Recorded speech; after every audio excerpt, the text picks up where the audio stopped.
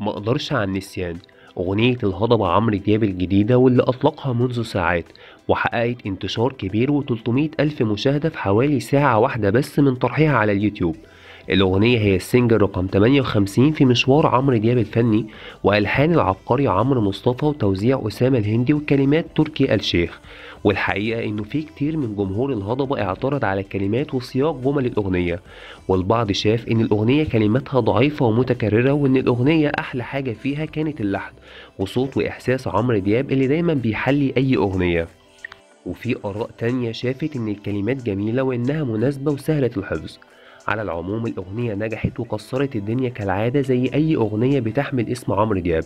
الأغنية حققت 300 ألف مشاهدة في ساعة واحدة بس، وده يعتبر أعلى رينج حققه عمرو دياب على اليوتيوب لكل أغانيه.